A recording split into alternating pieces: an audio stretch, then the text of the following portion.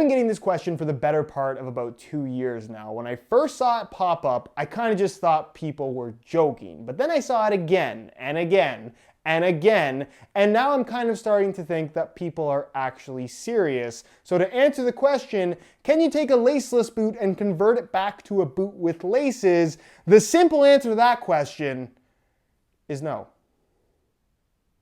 Well, sort of no. I'm going to explain why in the video, of course, but for the most part, no. Why as well? Like, why would you do that? This is actually a lot easier to explain than you might expect. The logic in this question is that you take a laceless boot that has a one-piece upper, just like many football boots have these days, punch holes along the edges where the lace holes would normally be, thread some laces through, and you're good to go. Your laceless boots now have laces, and technically that's true.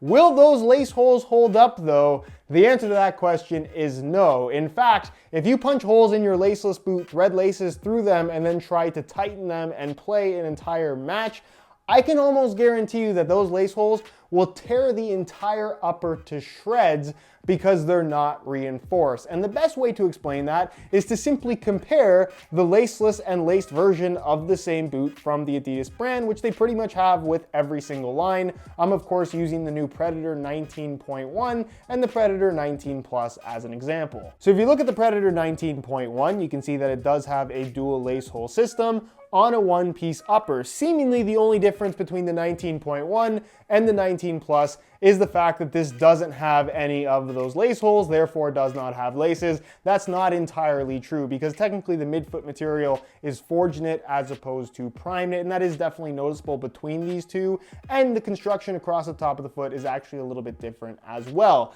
However, getting back to the 19.1, the lace holes you'll notice if you look along the edges are through the plastic area of the upper. That's a fuse layer on top that's not just there for the sake of looks. It's not just there to separate the polyurethane top layer and the exposed prime knit on the top of the foot. That's there to add strength to the lace hole areas on the upper. And with the laces removed, you can very clearly see that the lace holes are within that particular area where you have the extra thick fuse. Then look inside and you'll notice along the edges, and it's kind of difficult for me to show you this, you're gonna have another thick layer of fuse internally exactly where the lace holes are positioned. And the logic there is that when you thread the laces to and tie them tight, pulling on those laces, it's gonna pull on those lace holes, it's gonna pull on the upper, but that plastic reinforcement is preventing this very fragile knitted upper to essentially be torn apart by the laces themselves. If you look at the Predator 19 Plus, it has pretty much the same looking fuse material, but when you put them side by side,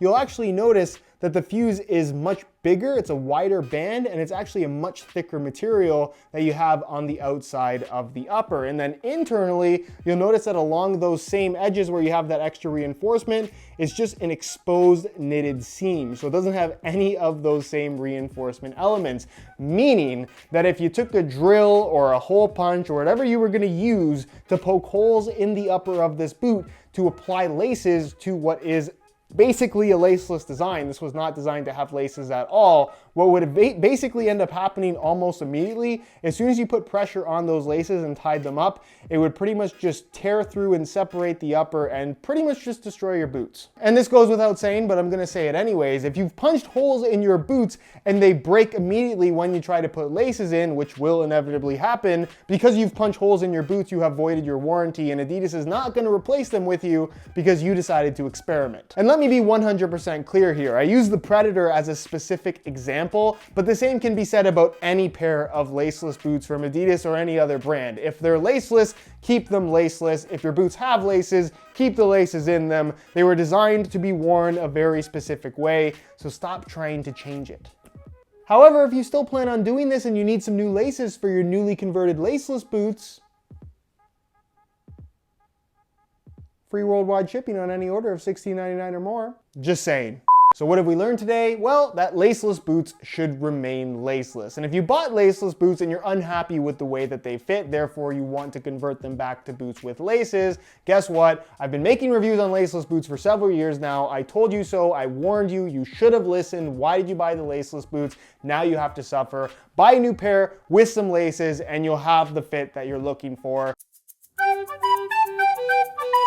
Anyways, guys, that's it for this one. If you enjoyed this video, please support it with a like. That helps out the channel tremendously, and share this with a friend who perhaps has laceless boots and was thinking of doing this. If people seriously think that this is a good idea and you have one of those friends, share this video with them. Also, if you enjoyed this video so much that you don't want to miss out on future content on the channel, don't forget to hit that subscribe button along with the little bell notification so you get notified when the next new video goes live. If you want to follow me on social media, all of that's linked down below as well, so be sure to go ahead and check that out. And other than that, guys, thank you so much for watching, and we'll see you in the next one.